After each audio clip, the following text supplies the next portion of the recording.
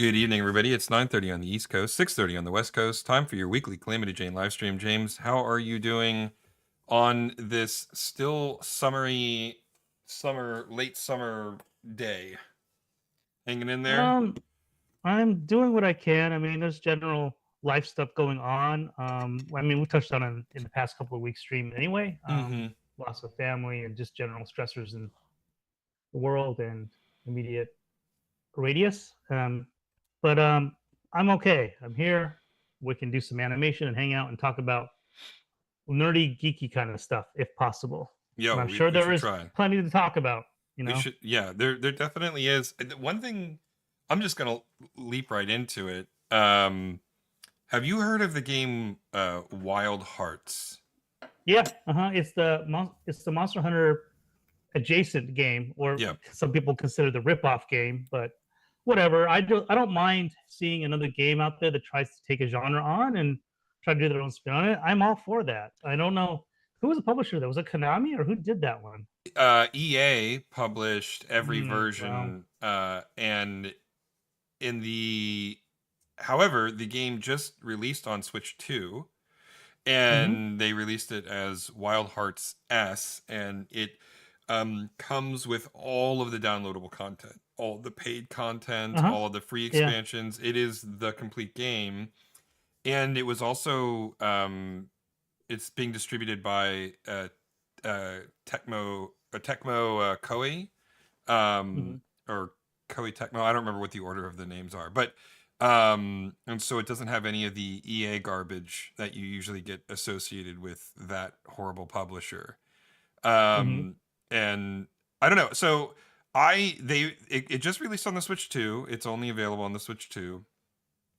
Um, and it was sort of shadow released, right? Like not a lot of Yeah. fanfare. I had heard of Wild Hearts a million years ago and Mm-hmm. Mm-hmm. never really followed it.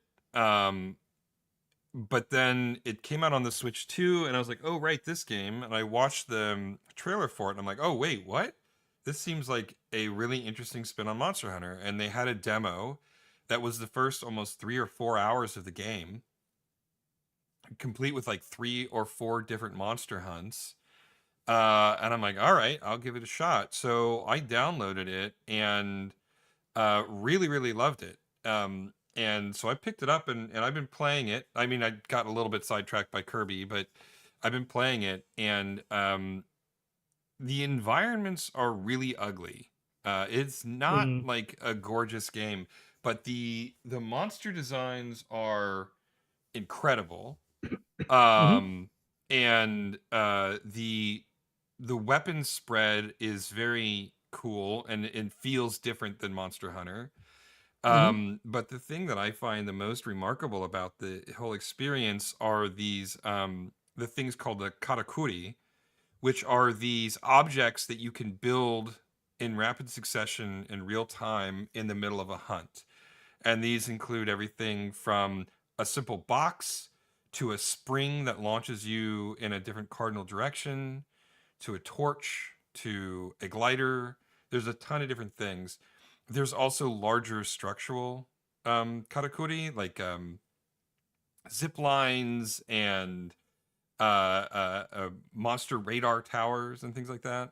And I wonder, Mm-hmm. we should probably, like, what are we working on tonight? Because it's just our ugly bugs right Well, now. you're really on a roll. So that part's, like, okay. Yeah, I was just realizing Yeah. we're not seeing any Calamity Jane right now. Oh, okay. Hang on a second. Let me share my screen. Yeah, I might as well just check this. I mean, but we have audio's working for both of us, right? yeah. I double Um, checked that. I'm getting signal on both feeds. Great.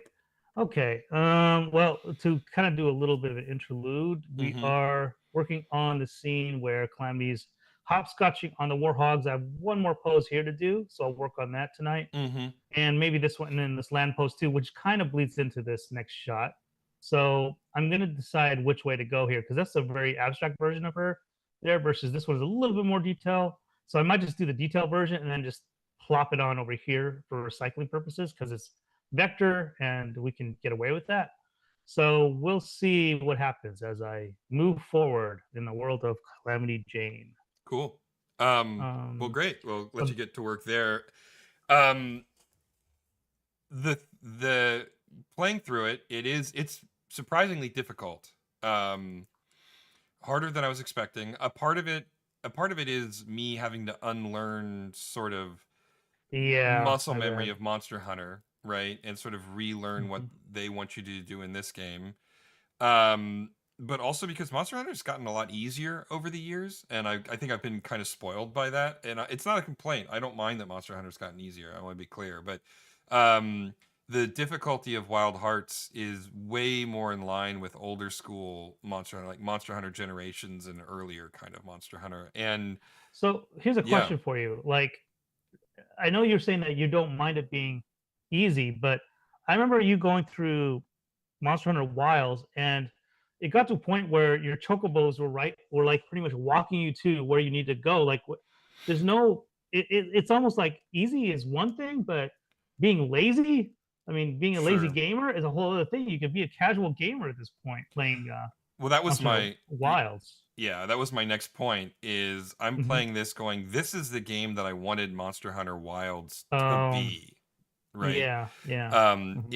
It does something interesting, how the wire bugs were really integral and fun, a fun part of Monster Hunter Rise.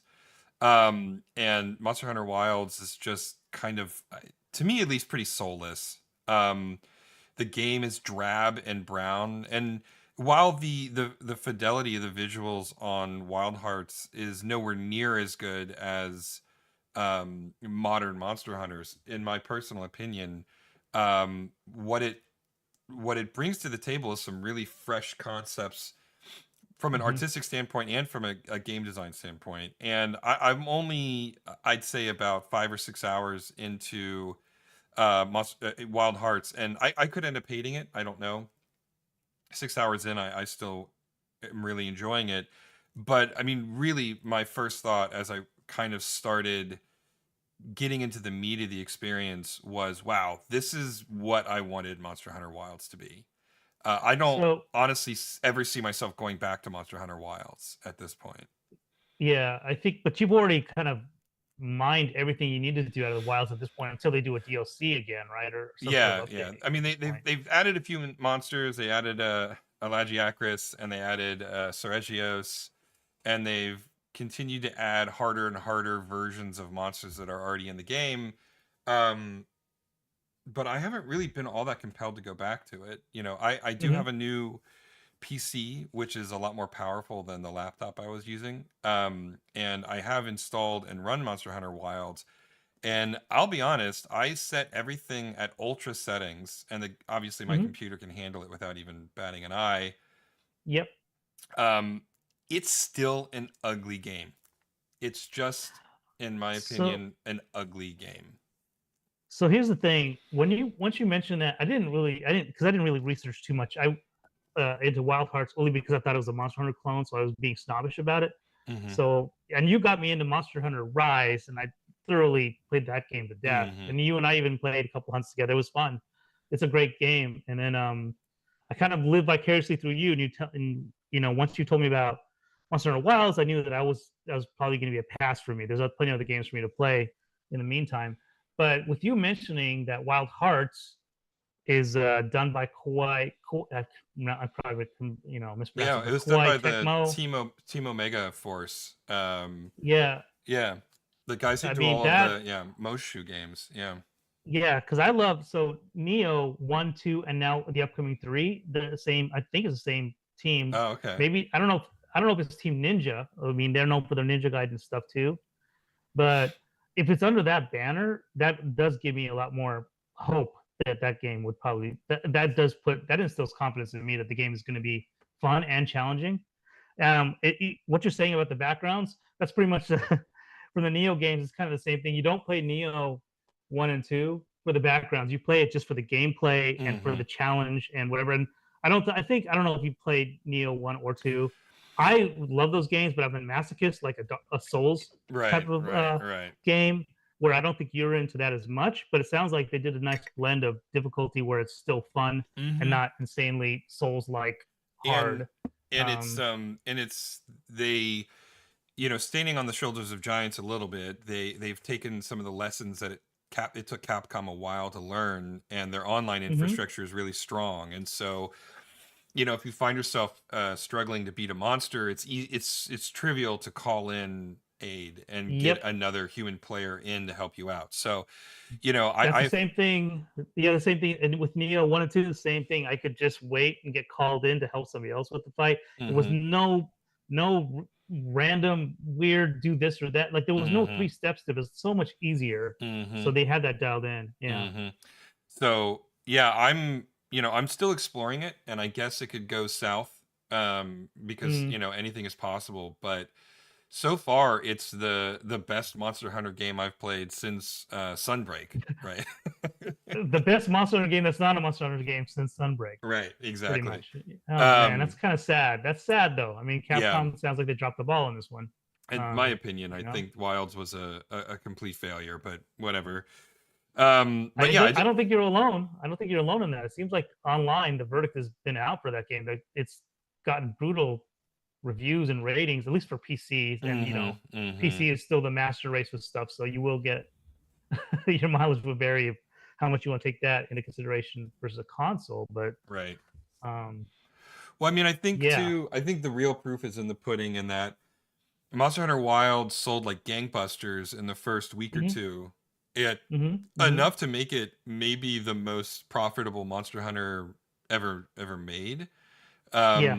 But its sales figures cratered after about a month or two, and its active player count is actually lower than Monster Hunter World at this point. Oh my gosh. Yeah, that's bad. So, Yeah. that's the real sign. I mean, if no one is playing your online game, right, your online multiplayer game, then Hmm. people aren't sticking with it. Um, and uh, and so yeah, it's I don't know. I think that the final verdict on Monster Hunter Wilds, after the dust settled on the excitement of a new Monster Hunter game, is, yeah, this one's not that great. Um, but Wild Hearts being published by someone not EA, so it doesn't have all of the EA garbage, Hmm. and it's the complete product. So it's got all the DLC, everything is included in it, so there's no extra microtransactions or paid expansions or anything like that. You just get everything, the full experience right there. I don't know. It's an exciting prospect, and now that I've kind of gotten Kirby out of my system, I'm gonna go back and start re-exploring it more and really doing a deep dive on it. Now, speaking of Kirby, and I think last week I kind of got mixed up because I keep thinking about Kirby's Air Ride as Mm-hmm. the big launch game, but you've been playing Kirby's Forgotten Land, right? That's the Right. updated version for Right. the Switch Yeah. 2. Yeah. Yeah. Yeah. Yeah. Yeah. So, And um, it's good. They did I lost focus and drifted onto something else back when the game came out, and I think 2022, 2023. And it actually was kind of for the best, because I got to take advantage of all of the upgrades that they've done for the Switch 2 and get to hmm enjoy the original game rather than having to hmm go back and replay a game I'd already completed. So it was great to see all the work that they've done to enhance the fidelity of the visuals. And the new stages are pretty fun. And yeah, but so it was good to go back and revisit it, and I enjoyed it. The only thing I have left is like the final boss of the expansion content, and I don't know that hmm I'm going to take the time to do it, because I mean, all you get is a cutscene, right? It's just like, I don't, oh, and okay. we can talk about this famously. Like, if you're making a platformer, a boss isn't what I'm interested in, right? Like, Hmm. Monster Hunter, to go back to that, is a game that's all about fighting bosses. Every Yeah. encounter is a boss fight, and that's by design. Hmm. Okay, well, that's fine. That's what your core loop is. But Hmm. I spend most of my time in Kirby floating around, absorbing other characters' powers, and making my way through stages and finding hidden elements, and that's the core loop. And I always find boss battles to be at best a distraction and at worst a reason for me to turn the game off, right? Hmm. Hmm. Um, and so Kirby, unfortunately, this game in particular, the boss battles far outlast their value. The final boss of the main game had 5 different forms. Um, and it takes you like it took me like 35 minutes to get through the whole thing, and it's just like it that one boss encounter was longer than some of the stages in the game. Oh, And geez. it just drives me crazy, and I know that the final boss of the DLC is going to be the same way.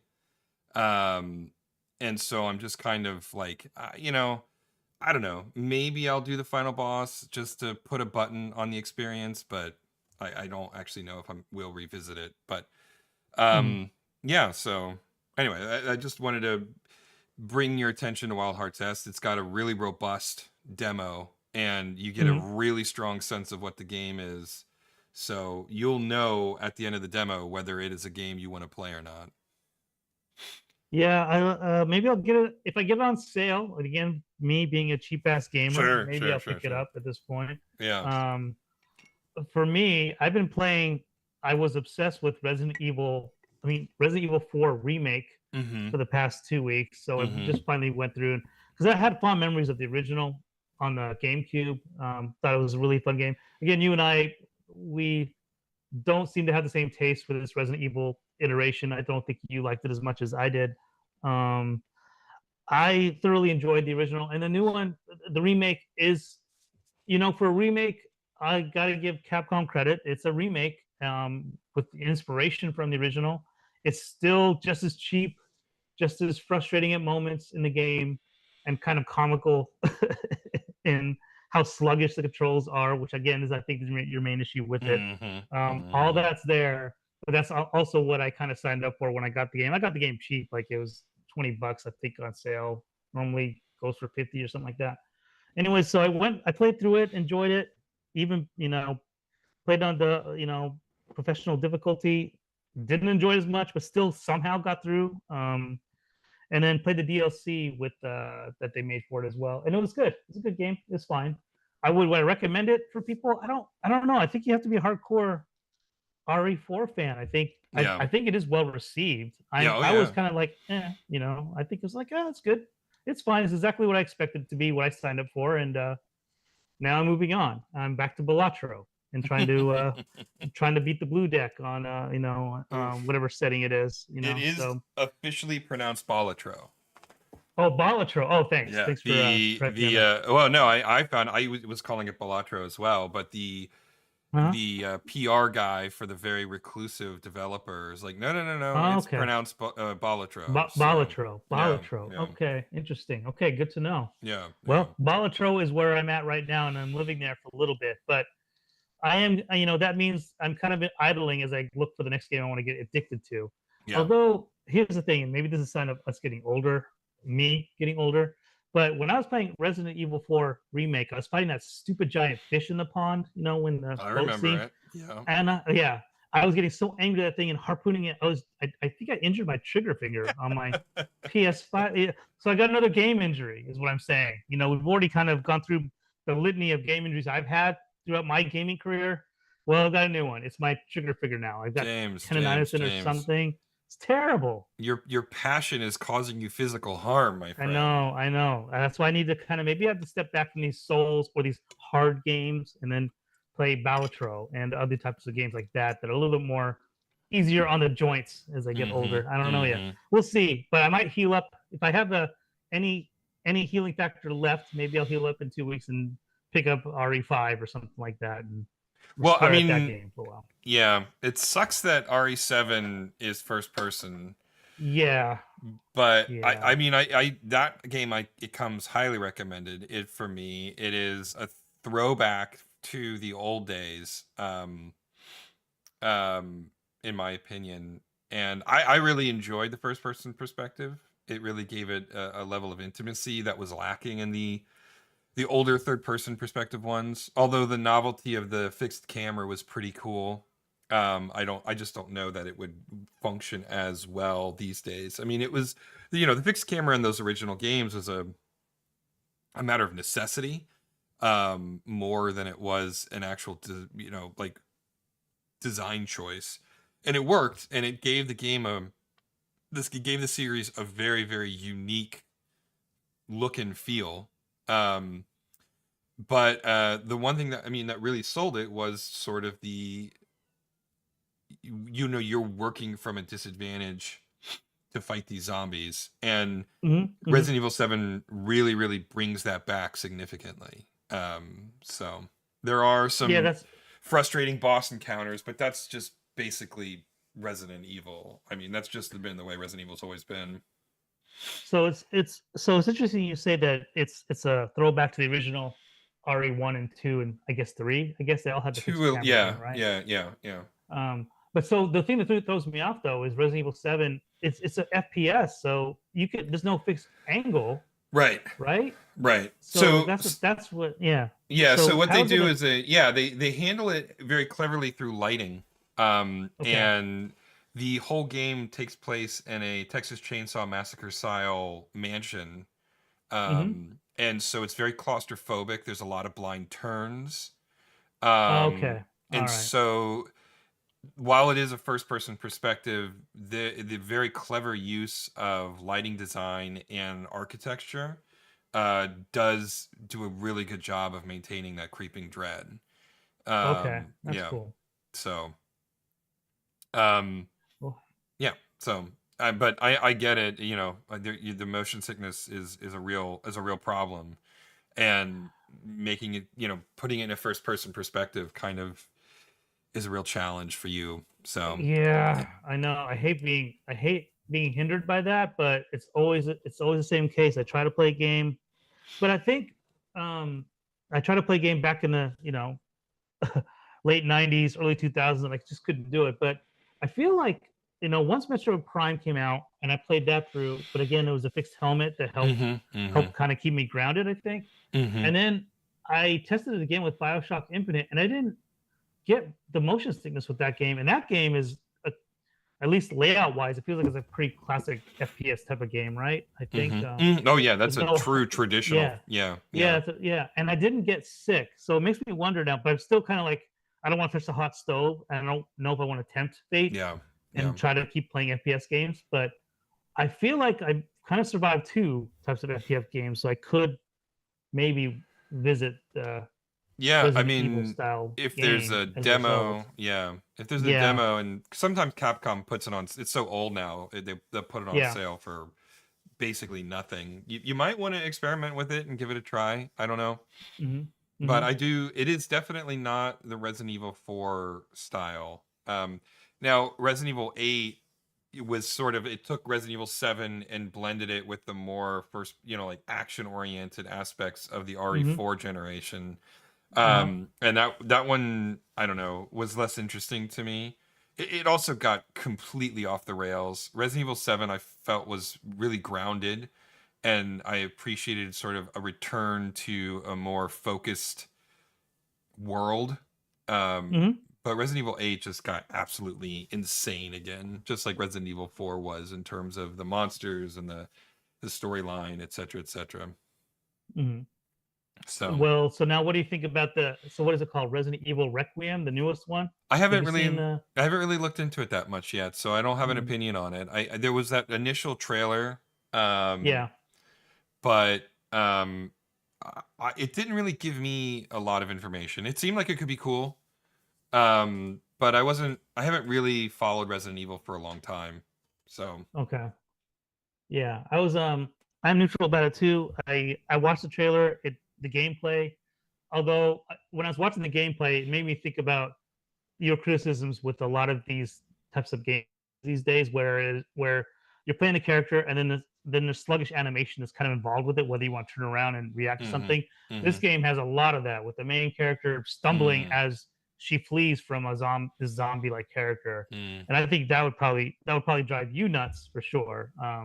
Because you're kind of like you're forced to not have any control and right. watching the character finish the animation and then keep moving and then react to it. I can see that being frustrating for a lot of people.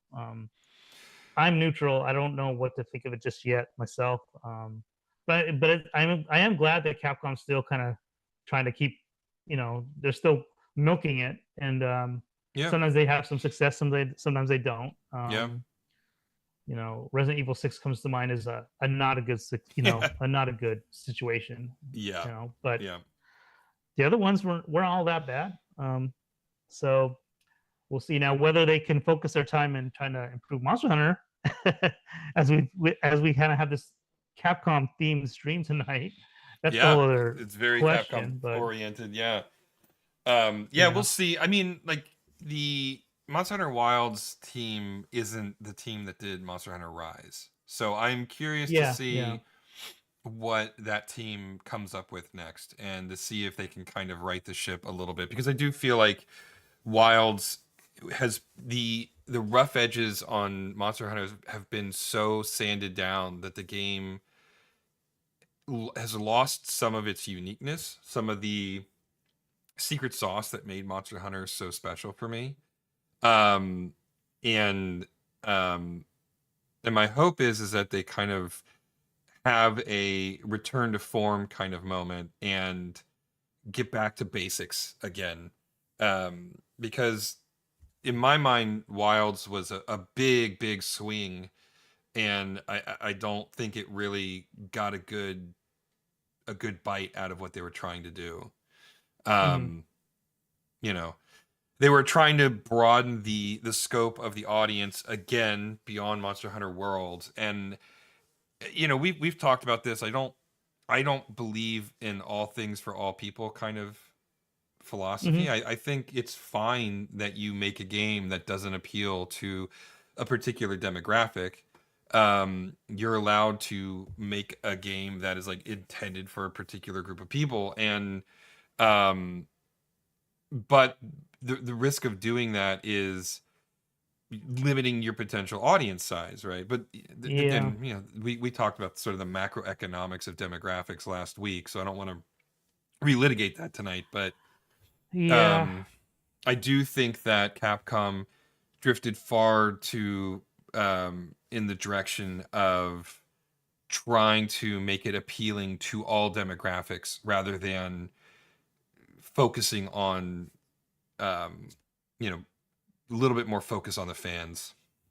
hmm yeah. I mean, that's the whole thing with games these days. Especially, it feels like it's really kind of hit a peak of maximum profits is all that matters, kind of a thing for a lot of Hmm. these games. Hmm. Um, And I mean, you can only make so many Mario games because Mario appeals to everybody and everybody will buy that game, right? But to try to do that with with a more of a niche game, especially if people aren't even educated with playing it at all because it was being niche before, Hmm. it's a challenge. I don't know how they do that. Where Mario, I'm using Mario as an extreme example. Mario's been with us since a ton of time now. Yeah. People all know it. Yeah. They know there's all kinds of varying degrees of difficulty with it. Super Mario Brothers One is really hard. I would consider still, versus, I mean, Odyssey can be hard, but it's also a game for everybody. You don't have to play it hard. You Hmm. can still play the game and pretty much beat the game with just by coasting. It's a genius, well-made game, and it features a character that's kind of associated with that now. Whereas Monster Hunter, like I think you and I were talking about this before too. I love Monster Hunter because it tapped into the Souls reflex system for me. I mean, I was playing it and doing the dodge rolls and everything, and it just felt right at home. Hmm. But that's again a niche game. Those Dark Souls games. I mean, it's become more popular Hmm. to a point where that's actually a detriment, and a lot of people are now making games just for the sake of being hard. That's a Right. little annoying, Right. but that's a whole other basket of problems that some game companies are still trying to do. But the general consensus of like, let's just make this game so we can get our profits up and make our stock, the whole, stock, investors happy. I mean, that's the whole other thing that I feel like, sometimes it's okay to be niche and just keep it going with that and keep your cult of people that want to play the game and make them happy. But you and I are just two random gamers. We're not the business people that are at the top that make these decisions that need to Yeah. justify. Well, I also think it's part of the So, problem is that the yeah, all of the people calling the shots at this point, they've never made a game, have no interest in yeah, game, probably don't even like video games. yeah. Which is again that's what we talked about before with Nintendo. I feel Yeah. like their heel turn is represented by their leadership at the top. I'm not a big fan of what they've done with their stuff. It feels very anti-consumer, in my opinion. But I still like Nintendo stuff. I think it's still cool. There's always going to be a nostalgia and sentiment for their stuff, no doubt. Mm-hmm. Mm-hmm. But he's no whatever the president of Nintendo is. He's no Iwata. He's not that Yeah. guy. Shintaro Furukawa, I think, is his Okay, name. I may be and then mispronouncing that. we have Bowser here in the U.S., which Yeah, again Doug is a perfect Bowser. name. Yeah. Yeah, Yeah. Yeah. but what do?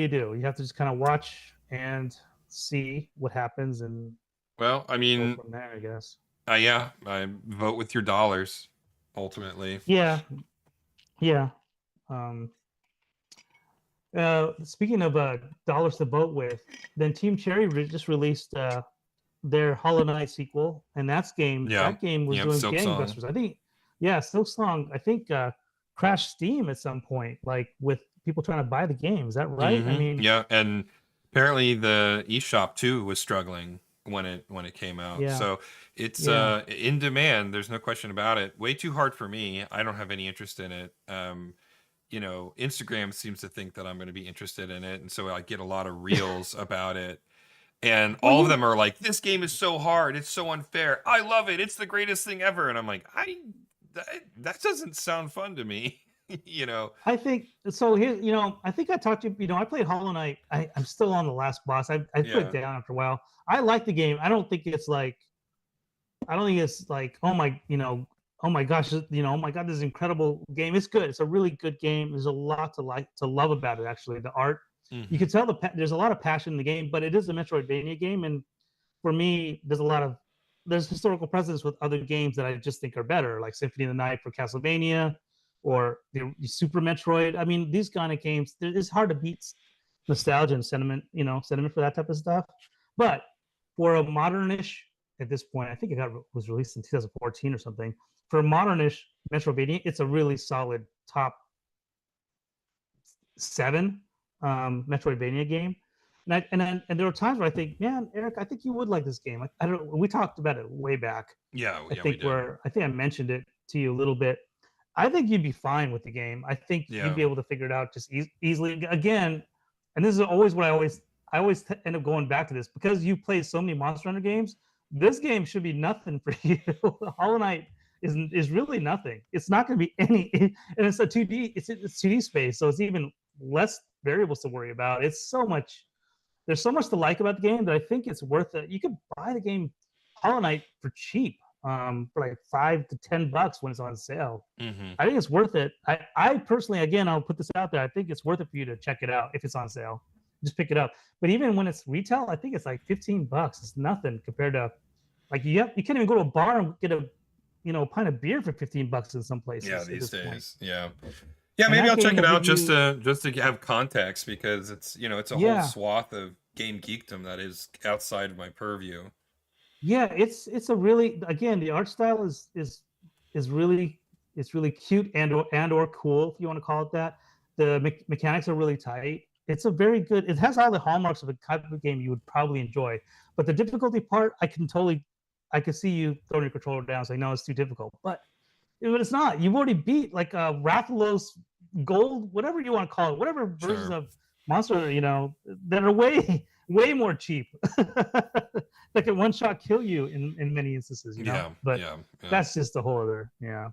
So, anyways, but Silk Song is kind of the example of, I feel like, a niche game that didn't. I don't know if it really catered to being easier. I think people really like it, and the people that love the first one are really liking this one. Yeah. Although I think in China there's some issues with translations that I kind of picked up here and there, Mm-hmm. but Yeah. I read about that today. yeah, they're kind of mad. But in general, for English speaking audiences, I think everybody's pretty happy. Um, yeah, But we'll see. I mean, exploded out of the gate. There's no question about it. Hmm. I think my I'm curious if what kind of legs it has, Hmm. because its audience is pretty crystallized at this point, and Yeah. it strikes me that every fan of Hollow Knight who has been waiting for years for Silk Song Hmm. um, basically bought the game already. Like, Hmm. that's it. Now, that's great for Team Cherry. I mean, they made their money, right? Yeah. The long tail doesn't really matter for them at this point. But I Hmm. am curious to see if I mean, like, if they find more players, or if it's really just going to be that same set of people, and they're happy enough with that. So I'm curious. Yeah, I think there is an element because of social media. There might be FOMO, and a lot of people. I think they're going to get more copies sold just Hmm. off of that alone, off of just the fire of social media lighting up for them. I I think it might end up being. I wouldn't be surprised if it surpasses Hollow Knight um, in the long tail version of the game. Hmm. I think a lot of people. I can't remember. In this game, is headlined by. I think her name is Hornet. I think that's the character's name. People like that was like a. This might be a bad comparison, but that's kind of like the Boba Fett for Gen Xers for the Star Wars movies, like where there was like a cultish kind of fandom with this mini boss type of character that was in Hollow Knight, and now that she's got her game, I mean, there's all those fans are like going crazy just for that alone. Like she could sell the cover by herself. I think I feel like it was a fun boss fight, fighting her. So I can see why people, but people, I don't know what it is. I think people really enjoyed her as a character. So that could be part of it too. But yeah, I am curious too about how long the tail will be for this game. I do think it's going to be really solid, and it'll probably be one of those success stories that we may not see again for a while until maybe GTA when if it comes out. But this might be the one big blast of the game for a Yeah, while. yeah. GTA is gonna light the world on fire. It's another one of those games where people move release dates around just because they don't want to Yeah, be anywhere near the GTA launch. yeah, yeah. So And I'm we curious shall too, because see. I'm pretty confident that they're gonna release it at $100. Yeah, Yeah, I don't see any reason why they wouldn't. Um, um, and because I know that, I mean, you could charge $200 for it, and fans are would pay for it. I mean, they're salivating, right? They're hmm, champing at the bit big time for a new GTA, and so, I mean, the demand is so high. I don't even know what the upper bounds of what people would be willing to pay for the game at this point. yeah. Again, it's part of that. It's part of the cult, part of that religion of they want that game. They don't want to miss out. Mm-hmm. FOMO, all that stuff. So it's interesting again because of Team Cherry, what they did, because they released the game at $20, which is I was, I mean, I'm probably going to buy it at $20 just to support. Yeah, I like this type of game studio that does and makes a good game and isn't abusing consumers out there. They want everybody to play the game Right. within a reasonable price point. So kind of like that. And I'm not. And again, I'm not the type of person who's going to play GTA. I haven't played a GTA game in ages. So, and again, until they release another Red Dead Redemption, which is pretty much the same thing, but again, because the paint job is different, yeah, I don't see myself play another Rockstar game for a while. And I'll just watch the reviews and live vicariously through friends that play it, and hear what they have to say about it. But the pressure's really on for that game. Um, Yeah, I don't see I don't see, I think it'll be years before anybody can look back at it with any sort of a dispassionate point of view and judge it on the merits as a game. mm-hmm. I think that it would have to be so disastrous at this point to to receive any sort of negative feedback, right? Mm-hmm. Mm-hmm. I mean, I fully expect every review will be a 10 out of 10, Yeah. Um, and whether it actually deserves that, I don't know. I mean, it's unlikely that I'll play it. GTA is not really my cup of tea. Hmm. Um, uh, but like, it'll be curious to like go back and see if it stands up to the test of time, right? Hmm. Yeah. Now, given the success and the longevity of basically all of the GTA games, it strikes me that it probably will stand up to the test of time. But mistakes happen. People screw up. I mean, the trailer looked promising. I mean, Mm-hmm. it looks like it. Whoever they got in their promo department and marketing department, they know how to market their games. They're really they know the language, and they know the lore enough for those games to tap into those fans to go, okay, I can't wait for this game. It has all that quirky kind of sense of humor, almost a little bit off-putting, but just on the cusp, on the edge. Is so good. Their marketing campaign. I'll have to give Rockstar credit for that. They always do a good job marketing wise. It never works for me, but I Mm-hmm. Right. can appreciate the packaging that goes around their games. They do Right. such a good job, Yeah. and the trailer didn't disappoint. Yeah. Yeah. So one other thing I was going to talk to you about, but again, I want to. It's the statute of limitations, and I don't want to. I don't want to do spoilers, but I did want to talk to you about weapons, but maybe we'll Mm-hmm. do that off stream because I don't want to talk about spoilers for that movie. Because Yeah. the I main know. thing Yeah. about that movie is, yeah, you need to enjoy. You have to watch the movie and not know what's going to happen for you to really fully kind of get soaked into it. Especially Mm-hmm. with the lead up. I will say this: I have problems with weapons, but I could say the lead up and the tension build up was excellent for that movie. It's really really well done. Mm-hmm. So I gotta give I can't remember the name of the director. I think off the top of your head, Zach right? Kreger. Yeah. Yeah, he did a great job with the build up. The first half hour, 40 minutes or whatever it is, was great. But yeah, you and I will talk Yeah. We can talk later offline about. because I need to understand why you didn't like Yeah. weapons. I don't. Yeah. I keep trying to find the perspective. It's like But no, James does like thrillers. He does like horror movies. oh, No, I he does do. like quirky, And interesting takes on things. oh Josh yeah, Brolin is a great actor, I and do. I think I Josh mean, it's Brolin's just like great. I it was so doesn't. happy. There's no. I can't look at this. I can't find the the refracting angle whereby this is a movie that you didn't like. It has nothing to do with the actors. It's all about it's the writing. As always, Mm, you know how it is with me. Like I find that's one little thing, and then I'm OCD, or maybe yeah.